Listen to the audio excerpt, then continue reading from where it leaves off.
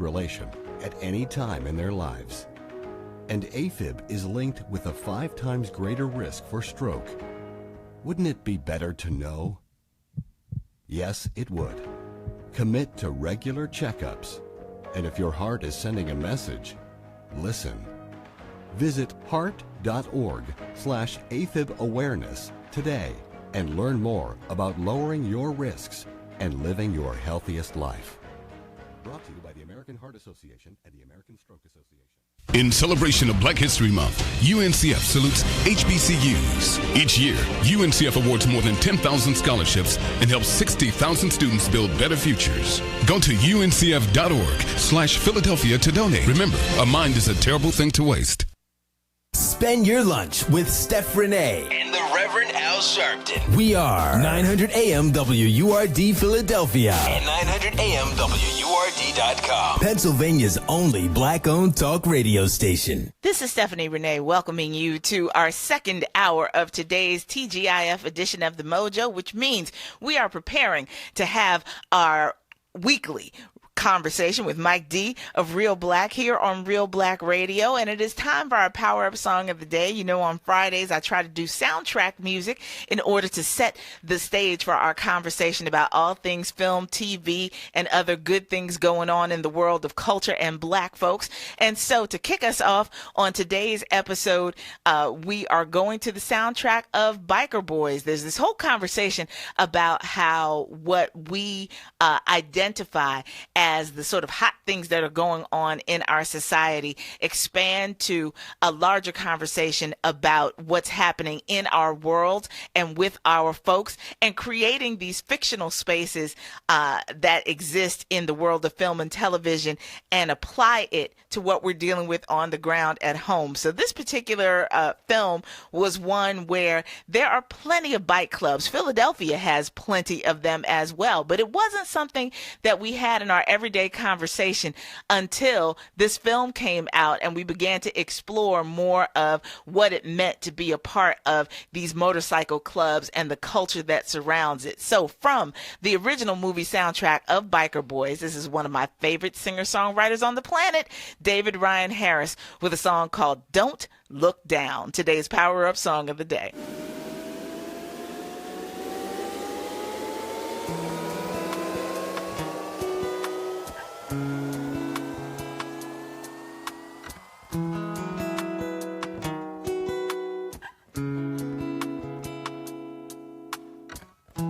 Son, what you don't understand, my words might never explain. So I am hoping that time will. Things may not go as you planned. Dark clouds might bring you pain, but I will be in your heart still, telling you don't look down. Don't feast your eyes on things that are on the ground. And if it gets hard to focus when you're traveling almost at the speed of sound, feeling nowhere bound, remember what I told you, and don't you dare look down. Don't look down, no.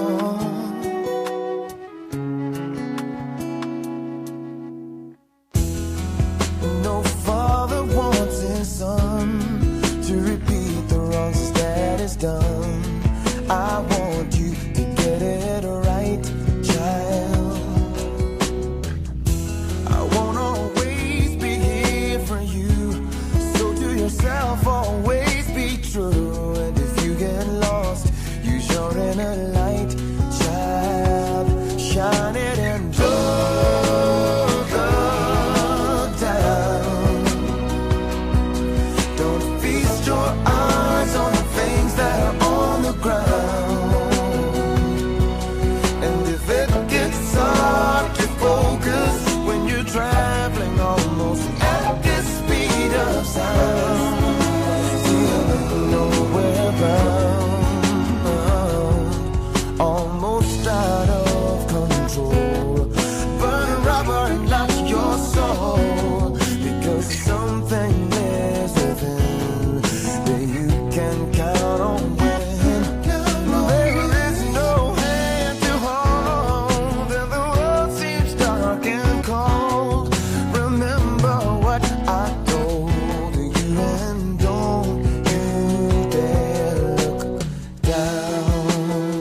of the best voices in the business, in my opinion, not to mention his guitar skills, not to mention his songwriting skills overall. There are some people who, insist upon rhyme in their songs, and it ends up getting a little corny after a while. And as much as I love Sting can sometimes, forego a little bit of storytelling quality because he's really trying to get to the rhyme at the end of the line. I never, ever feel that way with David Ryan Harris. For those of you who are unfamiliar, I, try to always break it down for you. He was the former lead singer of a rock group called Follow for Now, went solo after that and released a self-titled solo album on the Sony 550 label, and then spent a very brief stint as the lead singer for a group called the Brand New Immortals before he became the music director for John Mayer and spent years out on the road helping to guide his sound. And I say that if you listen to John Mayer's first album, you can also hear that John Mayer spent some time in the Atlanta area going to hear David Ryan Harris in clubs. There's something very, very familiar about his style as well. So I'm glad that he employed him for a while and said that after being a major influence, now you can help shape my sound too. And that's a great, great thing. But a really, really talented guy. And generally when he comes to Philadelphia, he's playing at a venue like the Tin Angel, some of a smaller place where he can do an acoustic set, and you can really, really dig into it. So keep your eyes and ears open for more about him. I missed him last time he was here, and he literally met Sheena Lester in Love Park and sang and played for just her. That could have been you. It could have been me. But it wasn't. but no, I'm not jealous. Anyway, okay. This is Reelblack Radio on Friday, February 10th. Mike D is in the house. How you doing, sir? It could have been me. I'm doing good. Shout out to our the folks that are checking us out on Facebook Live. We're going to be broadcasting this live for the whole hour. Yeah, I mean, and we have a great show. Lots going on.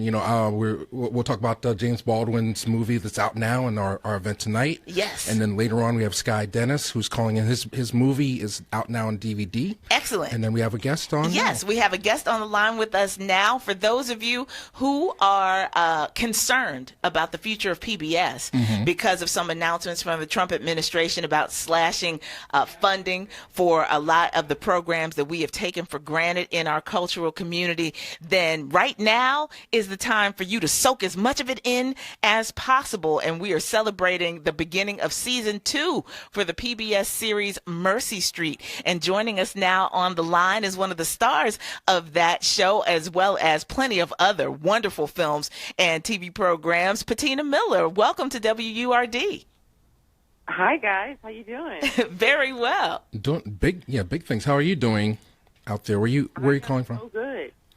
Are you I'm east? calling from New York City. Oh, good. Yeah. Okay, so so you're in our you got snow but you're in our time zone as well. So we're not getting you up to crack of dawn. Nah, not at all.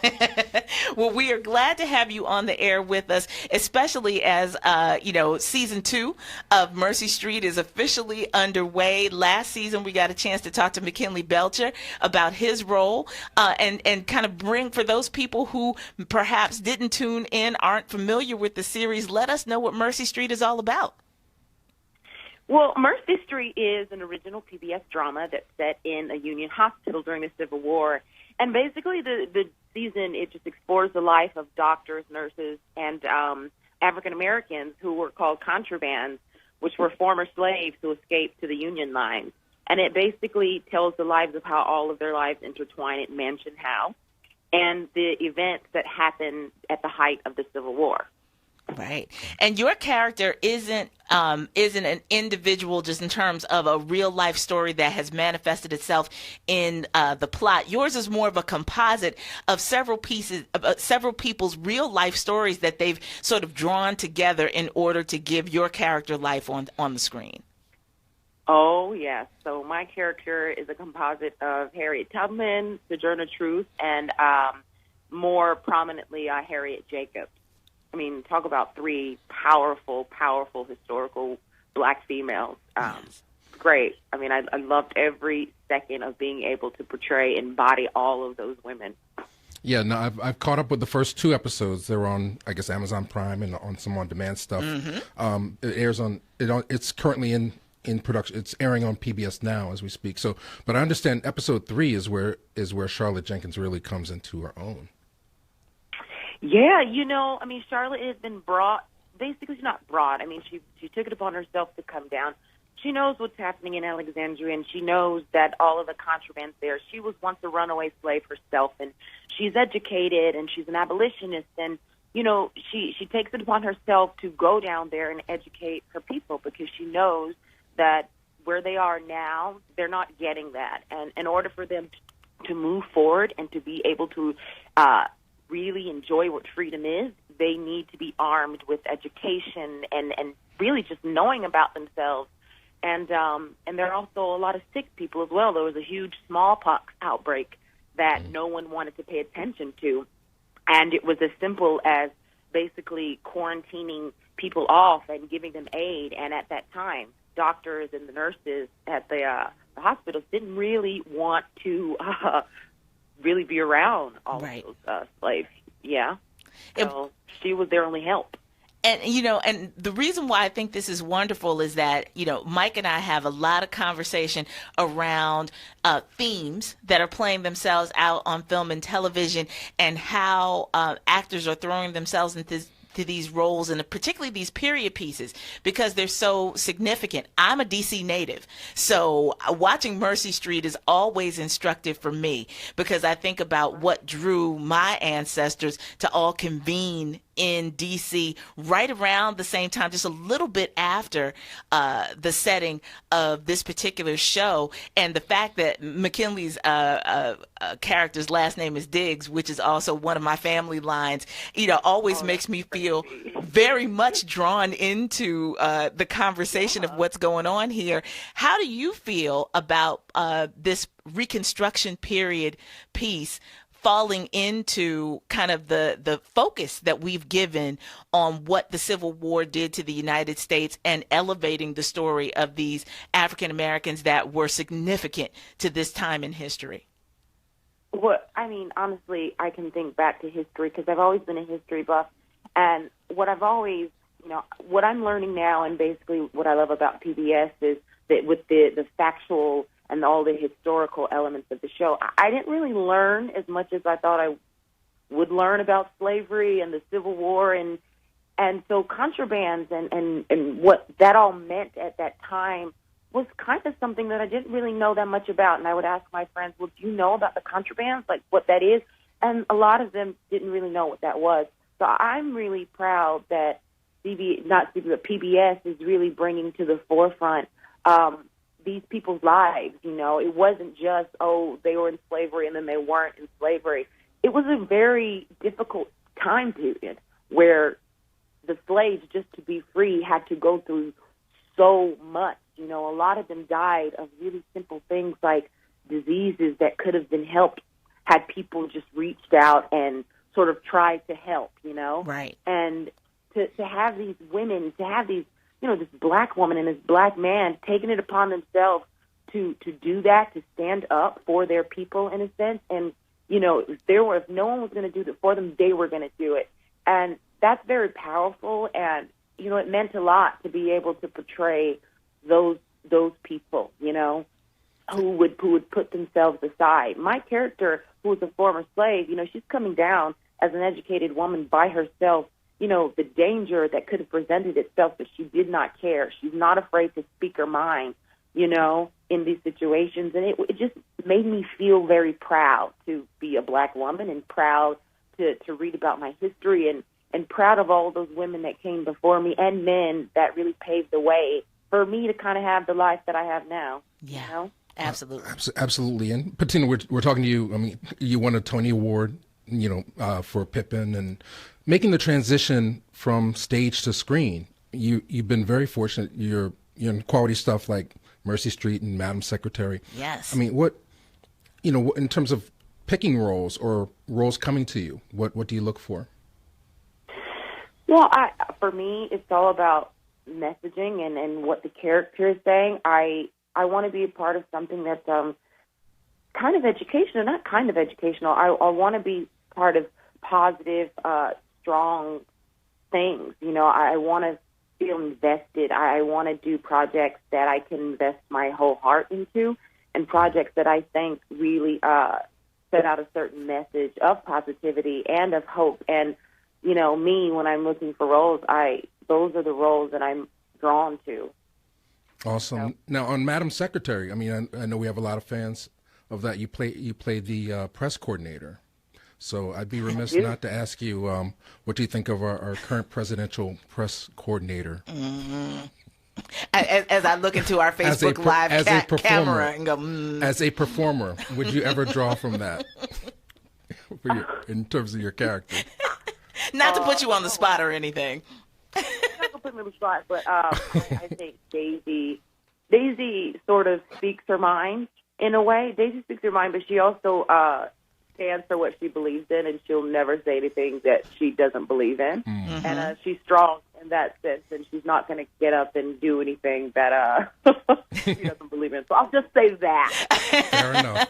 I was going to say, I personally have been going back and watching old episodes of The West Wing now, because I remember before there was a President Obama, there was also this whole idea of Josiah Bartlett being somebody that we needed here in the United States. I think a lot of people are kind of circling the wagons to what can we possibly do to have a kind of a morality compass that is guiding us in this moment. And speaking of morality compass, you also had a role in Mockingjay 1 and 2. So as Mike talks about the transition between stage and screen, there's also, kind of what I would imagine is a bit more of an intimate setting that you have with Mercy Street and the production values of what you create on PBS, and then big blockbuster Hollywood film and how you participate in that. How do you kind of mentally prepare for the transition between those kinds of spaces where you are creating these characters and sharing them with the world? Oh my God. So I work, so it's like it's not nerve-wracking, but for me, that was my first movie, and of course it's a big blockbuster film, and that's like my first foray into film. And for me, I work very well under pressure, and the character that I played in The Hunger Games, Commander Paler, for me, she sort of has the strength that I relied on in Mercy Street, the strength that has been instilled inside of me from my mother, the strength that I had when I played the leading player in Pippin on Broadway. So I always try to focus on where the strength, where the energy lies in these people, and how to focus that energy into giving this character and telling, and really just being a force and doing what I need to do. And so when I know those things, it doesn't make it so crazy, and I don't get panicked. I don't get scared. I sort of just, okay, I know what I need to do. Let me go in and kill it and do what this character needs to do. So for me, going into The Hunger Games, although it was a big blockbuster and it was sort of this huge thing, my character in that is sort of, she's calm and collected, and she's cool, and she's very quiet, and, a lot of things she portrays behind her eyes. So with the energy for me, I tried to stay as calm as I could to do the best of my ability, really. Fantastic. So, I know you're doing big things on TV and on the screen and everything, but I know, I would assume your heart is in singing and stuff. Will we get a chance to see you get to do all your things anytime soon? Well, yeah. So I'm going to be doing a concert here in New York City on March 17th at the Skirball Center for the Performing Arts. Well, you can hear me sing if you want to hear me sing. Fantastic. Check me out on Sunday nights on PBS and on CBS to see me do my other things. So there you go. Well, ride the wave, my sister. Continue to share your gifts. As the opportunities present themselves, we will continue to look for you in all these wonderful roles that you have been given, and certainly wish Mercy Street continued success, because this hidden history, as we so often call it, is so necessary for us to remember and to elevate in these sometimes difficult times that we are living in, and calling on the strength of those ancestors like those that you are portraying in order to remind us of the work that lies ahead. Right. Thank you.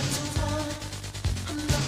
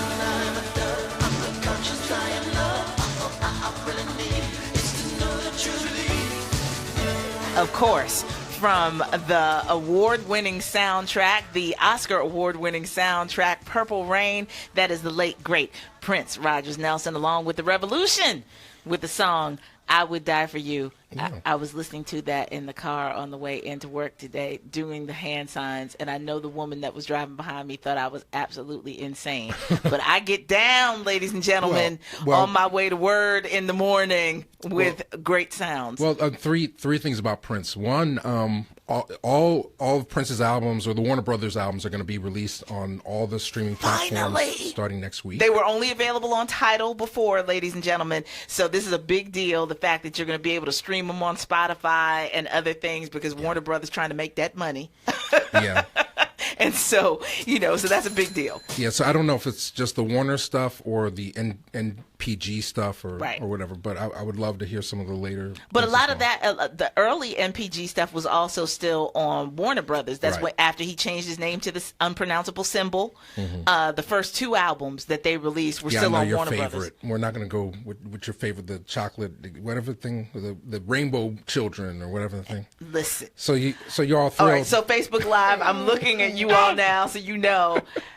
People need to stop maligning the Rainbow Children album, because we will be rumbling up in this studio. It was great. It was designed to be a theatrical piece, so it is a soundtrack. And Mike can't take the voice altered interludes. I'll take One Night Alone. If One Night Alone is streaming, I'm gonna play it all day. It's gonna be Prince Day all day Tuesday. But Rainbow Children, if you can find it for free and listen to it. You know what? But I went to Best Buy and paid $13.95. That is hateration, y'all. If you can find it for free, it's a wonderful album. The narrations sometimes get a little drawn out, but it was designed to be a play. Okay. So it's a soundtrack to a play. Prince didn't leave a will, so you're not in it. You can keep liking it as much as you like. He's not going to leave you in his will. Your maligning does not change my love for the album, dude. Well, let us pray that it's on streaming. Oh, and then the other thing about Prince is there are going to be two documentaries being made about Prince. One about his early years, and then one they claim it's previous unseen archival footage. I don't know what that means. But it's approved by the family. Which people still say if he really intended for the family to manage all this stuff, he would have left a will. So, but at least it's not an unauthorized biography. This is one that people are going to review before it is officially released into the ether. So there's a lot to be said for Prince fans who are feeling some kind of way, because we're coming up on the 1-year anniversary of his passing. That this year there'll be a lot more access to Prince's material as we move forward. Amen to that. Also, I just want to give a really quick shout out to Julian Pryor, who tweets at Akon63 Pryor, who corrected me because I played a Cy Smith song earlier and said Suzanne Vega, and I was wrong. It was Edie Brickell and the New Bohemians that did What I Am. And so just for those of you, again, who are trying to merge, the contemporary version that I gave you, that Cy Smith recorded from the PJ soundtrack, with the original version, it is Edie Brickell and the New Bohemians. Yeah, and so thank you for that gentle correction, Julie. At the same time period, Suzanne Vega had the thing, I have a friend named so-and-so lives on the third floor, whatever that thing. Luca. But anyway, our next guest is on the line. Yeah, on the line with us, super excited. Philly filmmaker out of Chester. Has my namesake. Been making moves for years. For those who didn't see it, his movie Underground Kings has just been formatted into a feature film version, and it's out now on DVD. So woohoo! Join us on the line, Skye Dennis. Hi, Skye. Welcome to WURD. Thank you guys for having me. Hey, so congratulations. Thank you. On Underground Kings. So for those who don't know, tell us a little bit about Underground Kings. Well, the Underground Kings was a project that was actually created a little more than 3 years ago, and it was actually was intended to be a digital series, a web series. Yes. And so upon us shooting it and producing it, my partner and I, Rip Hamilton, we were in L.A., shopping it via our agent to a lot of different networks prior to us releasing it. However, due to the powers that be, and some other shows coming out before our show or getting greenlit before our show, a lot of people passed up on the Underground Kings. So we decided to go ahead and release it as a web series anyway, January 1st, 2013. And we got some good feedback. A lot of people enjoyed it. And I was fortunate enough that Breaking Glass Pictures, they approached me last year and offered me a film deal for it. Fantastic. Yeah, Breaking Glass based out of Philly as well. But, major distribution. So this is everywhere. You can go on Amazon. Is it streaming? Where can people find it? Yes, Amazon, iTunes, Dish Network, Verizon, Vudu, Xbox, and I believe Google Play. Right. Well, I can't wait to own this. In other words, all over the place. Which is a great thing. Yeah. I can't wait to own this because it's got a lot of my favorite people in the cast. Definitely, yeah. I'm looking forward to a lot of people taking a look at it. My goal was to do a project with the who's who of Philadelphia. Right. So some of the people in it. Yeah, some of the people are Christopher Mann. A lot of people from Loving. Remember him obviously from The Wire, but he's in the movie Loving. That's doing great. Also Brian Anthony Wilson, who's been in everything. Nakia Dillard, Kevin Savage. Also a lot of people can see him now in the new hit BET TV show The Quad. Mm-hmm. Actually, he plays the lead quarterback, Kevin Savage. So I'm looking forward to definitely seeing a lot of great things from him this year. I heard you talking to the one lady from Mercy Street. Tiffany Green, she's in the Underground Kings, and she's also in Mercy Street. Nice. See, I love the fact that you're able to dovetail our conversations today. Definitely, John Canada's Terrell, from the 5 Heartbeats, and She's Gotta Have It, is in it. Emilio Sparks, the rap, Rockefeller Records, also from, State Property Films, Streets, Javon Pearson. Mm-hmm. Media extraordinaire, Jaguar Wright, the international Jaguar. It's a who's who of Philly folk. Yeah, and I don't know if you followed Skye's career. Like, you've made a very concerted effort to make movies using homegrown talent. Yes, that's part of your vision. Can you speak to that? Yes. A lot of people don't realize. Well, some people do, I guess. My background is actually in acting. I went to Penn State, and upon leaving Penn State, I went to Penn State actually with Nate Parker. Upon leaving Penn State, my main goal and focus was on acting.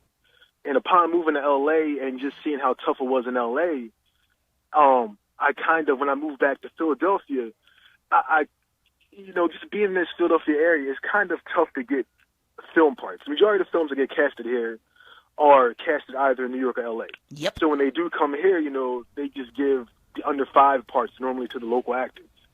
So one of the things I wanted to do was to create opportunities and outlets for a lot of the talented people here where we can showcase all of our abilities, whether you're a camera person, editor, actor, actress, and to put us all on a higher platform. So I started transitioning over into, writing, producing, and then and directing, that's been my goal, my platform is to really try to give people in this area, a chance to be seen, and hopefully, get some notice. So. Indeed. Well, I want to ask you, Mike and I talk very frequently about this whole democratization of creating film and TV now that we have handheld devices that shoot such high quality that it has put the power of being able to create web series or films or TVs in the hands of everyday people. Do you feel like that process has helped to kind of further your cause in being able to share your work with the world?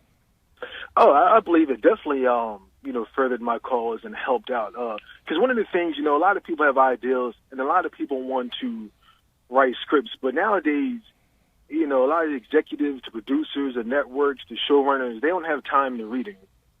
And so a lot of people would rather visually see a project or see a concept. Mm-hmm.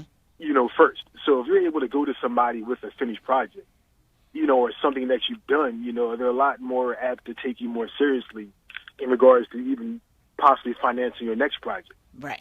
So you're saying no more treatments, only pilots. Well, No, you still need to do the treatment process. but if you're able to go ahead and film stuff, I always recommend doing that. Actually, one of the short films that I have, I think Mike, you've seen it before. It's called The Journey of Herman Stone. Yeah, with Nakia. Yes, exactly. I won some awards and different things for it. Well, actually, I wrote a feature film actually called The Ferryman.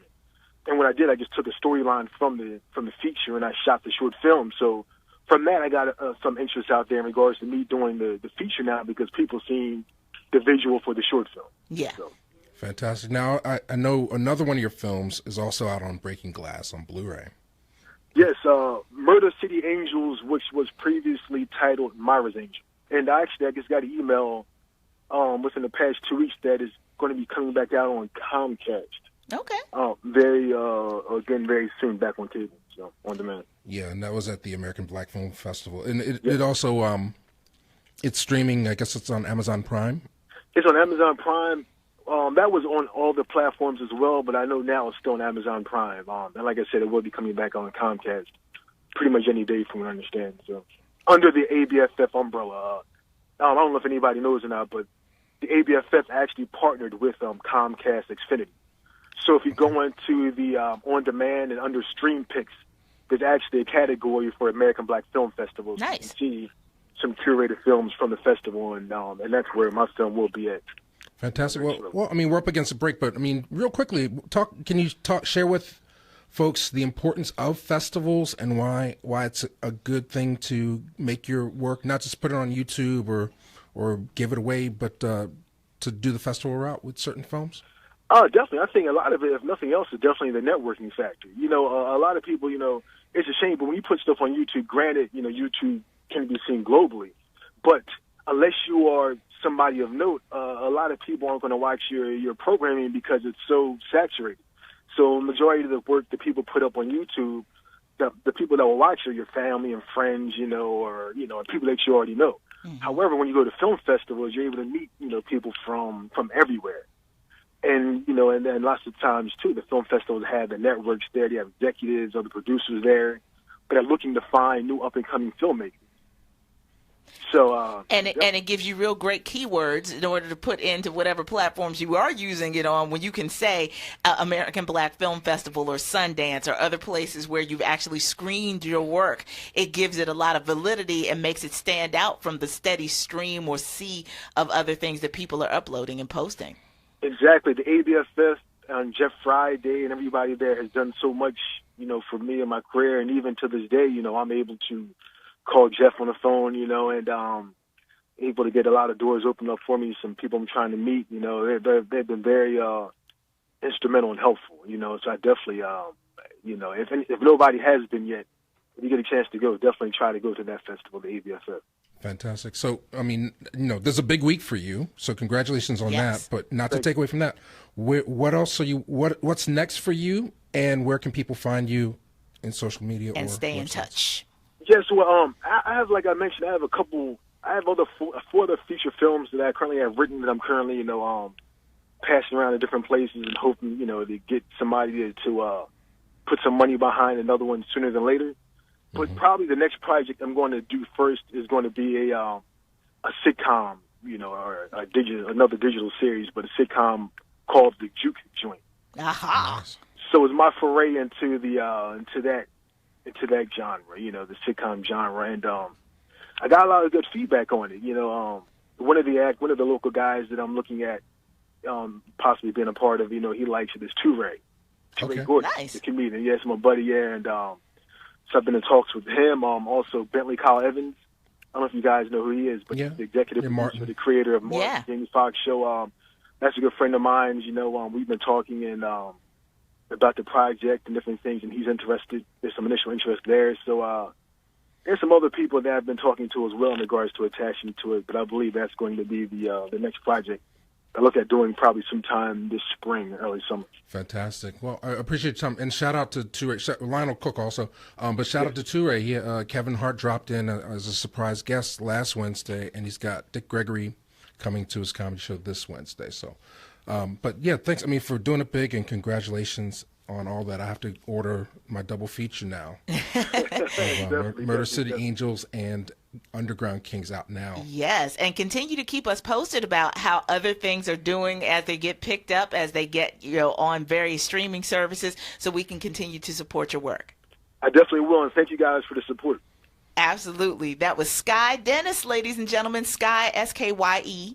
Dennis, no relation to Mike. Deanna. He's like a brother to me. So yeah, I was going to say, and you all might need to go digging on the tree. You never know what you might find. You never know. I should. Yeah, we should do that. Yeah. But thanks, Skye. Appreciate it. Indeed. And so as we go into this break, we want to remind you that WURD presents The Healers this Saturday at historic Belmont Mansion from 10 a.m. until noon. Begin your journey to optimal well-being in mind, body, and spirit with our launch of the 2017 edition of this 4-part series with Dr. Carol Penn.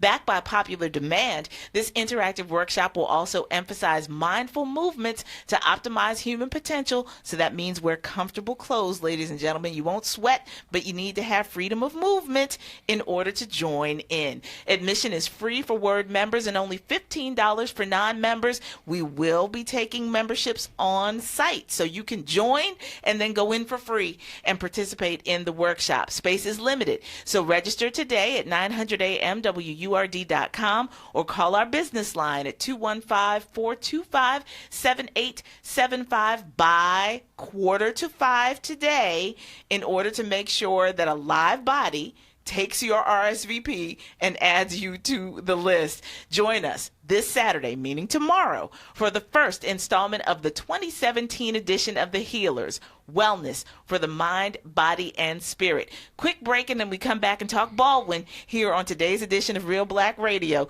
here on The Mojo. Stay tuned. As we celebrate Black History Month, I'd like to reflect back upon the life of labor leader Jim Harper. Jim first joined Labor's International Union of North America, Local 413, in 1960. He used the union dollars he earned to attend West Virginia State University. While there, he led civil rights demonstrations in Charleston, West Virginia. Jim was a graduate student at Penn State University. After leaving Penn State, Jim served in Vietnam, where he was a decorated Army captain. Jim rejoined Labor's Local 413 in 1974 and was elected business manager in 1977. He perpetuated the union's commitment to unity, education, safety, and community. He, like all managers of the Labor's District Council, focused on the goal of achieving all it could for every member. This message is brought to you by Lesset of the Labor's District Council of Philadelphia and vicinity, comprised of Local 332, Sam Staten Jr. Business Manager, Local 57, Esteban Vera Business Manager, Local 135, Dan Woodall Jr. Business Manager, Local 413, James Harper Jr. Business Manager, the Labor's District Council, Ryan Boyer Business Manager, and Tony Staten, Executive Director of Lesset. Smooth Like That Men and Boys Clothing Store, 5705 North Broad Street. It's a place for men and boys fashion. Big men sizes, no problem. We carry suits from size 36 to 72 longs and extra longs too. Come in, check us out. Large selection of hats and shoes. Prom season around the corner. Rental and sales are available. Winter clearance sale up to 40% off. 215-276-9020. 215-276-9020. Can't make it in? We're online. SmoothLikeThatMen.com. Hey girl, it's good to see you. How's your home daycare going? It's going great, except I've reached capacity and I don't have the money to expand to a commercial location. I went to the bank, but I had credit challenges. Even though the bills are paid now, my score is too low to qualify. Girl, you need to visit WPFSI.com. What's that? The West Philadelphia Financial Services Institution. It's a community lender. They provide loans to businesses, but they don't just look at your credit score. Since you have an existing business, you can demonstrate the ability to pay back a loan. Well, how do I get started? Complete the pre-assessment online and a loan officer will give you a call. What's that web address? It's WPFSI.com. Just remember, it's the initials for a West Philadelphia Financial Services Institution. I'm going to fill out that pre-assessment right now. Wait, I thought we were going to get our nails done. Sorry, girl. My second location is calling. I gotta go. Is your second location calling? Visit the website WPFSI.com or give us a call 215-452-0100. WPFSI, your neighborhood lender. What's up, y'all? This your man's Dwelle representing Detroit City, but I'm right here in Philly. When I'm in Philly, I'm checking out WURD.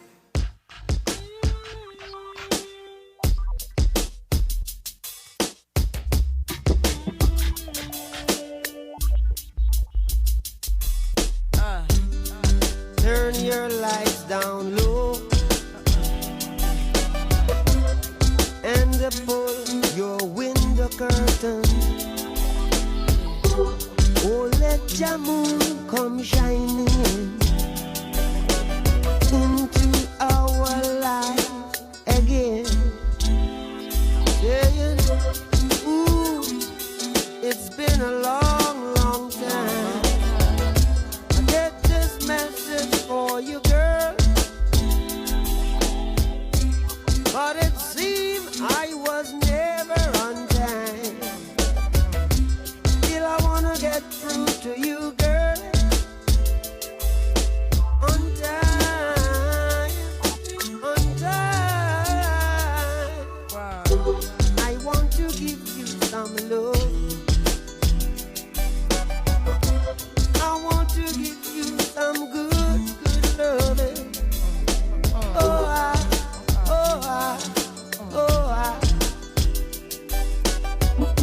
yeah, I want to give you some good, good loving. Turn your lights down low. Never, never try to resist. Oh no. Nah, nah, nah. Oh, let your love come shining in. Nah, nah, nah. Into our lives again. Nah, nah, nah. Saying, ooh, I love you. I love you. I love you. And I want you to know right now. Know right now. Ooh, I love you.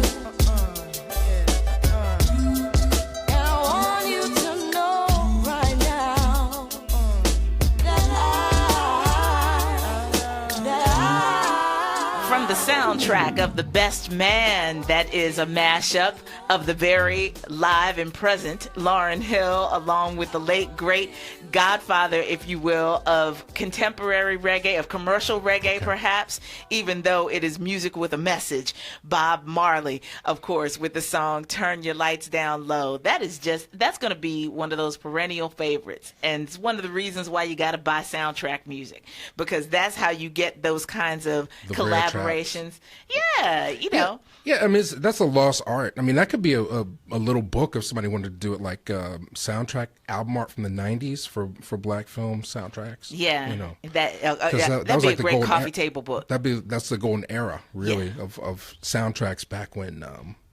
But that's what Love Jones. Love Jones set it off. Love Jones proved to people that you could have a multi-platinum movie soundtrack at a time when we just, we appreciated the music from them, but we weren't buying those albums like that. That CD, that Love Jones CD, set a precedent for moving forward in the industry. And so our good folks like Morgan Rhodes, who are music supervisors, really in terms of curating things. Yes. But I mean, you have to think in terms of what Death Row Records was doing early on, because it seemed like they were making movies just to put soundtracks out. Like the Above the Rim soundtrack is actually as good, if not better, than the movie, which I like. One of Tupac's early appearances. Indeed. And then, how about the New Jack City soundtrack? Anybody remember that one? Yes. New Jack City soundtrack. And indeed. Shout out to the Hudlin brothers. They made a movie. It was called Murder Was the Case, and they put it out right when Snoop Dogg was getting out of his trouble. And and it was just an excuse for a soundtrack.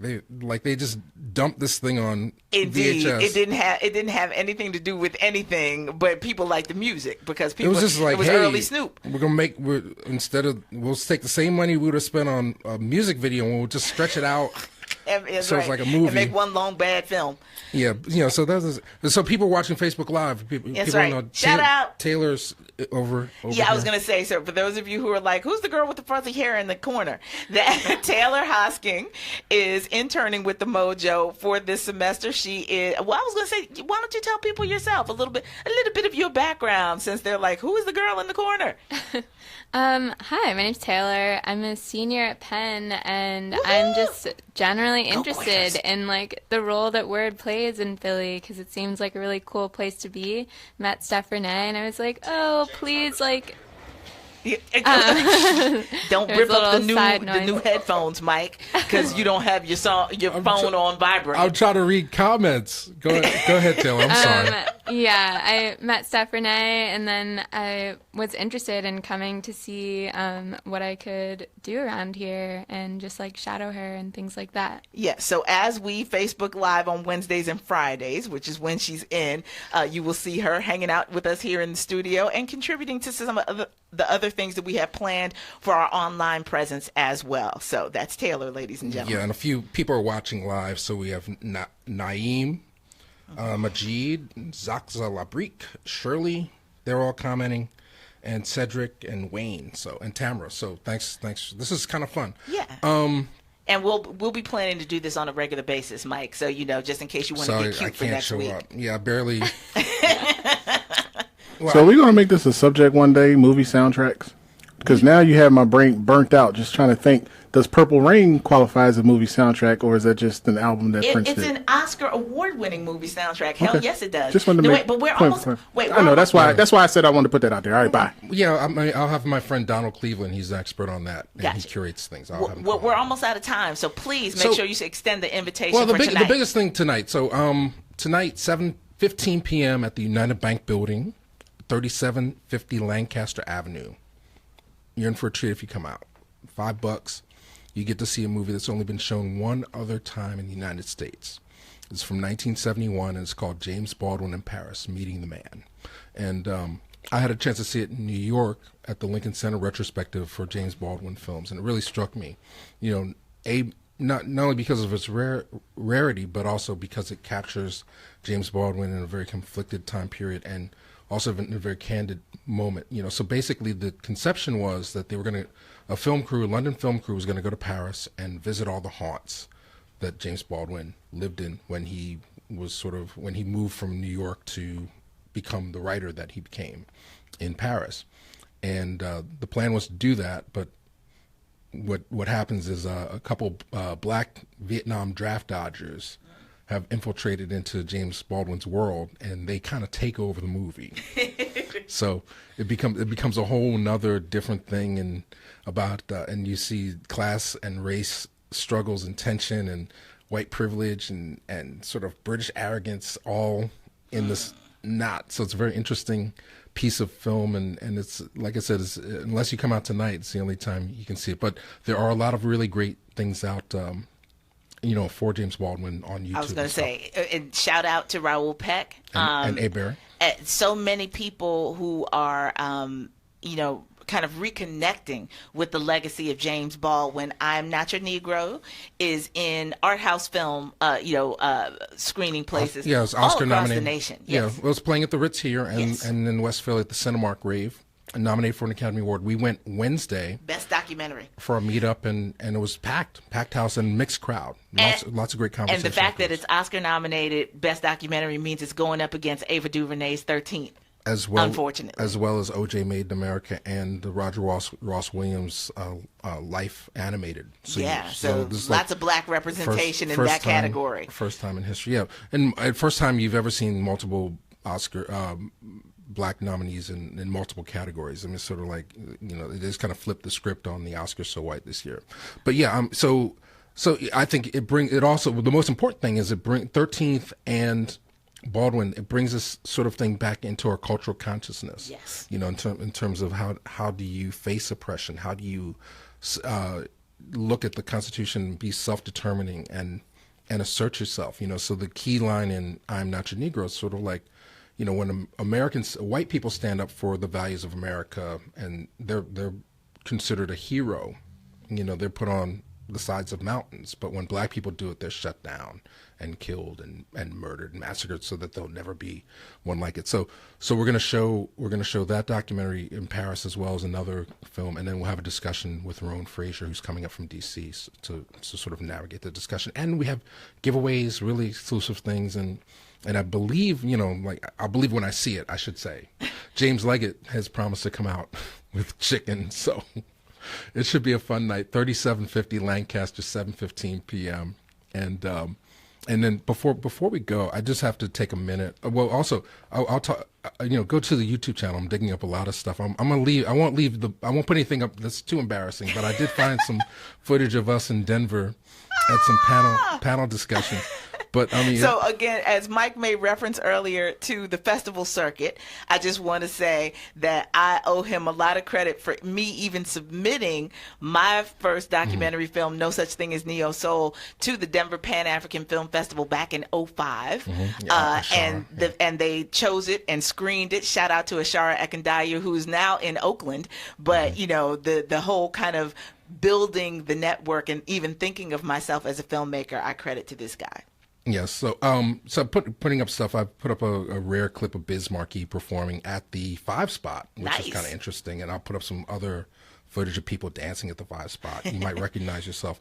And then Tim Reed lecture and some real interesting stuff. Ivan Dixon interview, the full interview of the late Ivan Dixon that I had in the archives. But from I Am a Man. One thing, it was a little sad to put up, but I felt it was worth sharing, was footage of Justin Graham performing at the Harvest. Justin, he was a singer-songwriter locally, and he passed away last, earlier this week. I was going to say, I saw the postings about that. But that's why the work that you do is so crucial to our cultural community, because you've been capturing things for years that don't exist in anybody else's archives. And the fact that you are sharing them with the world through YouTube and what have you is a necessary exercise. So we thank you. Yeah, I appreciate it. And people, I hope people come out. We're expecting a good turnout tonight. There's no snow on the ground or anything.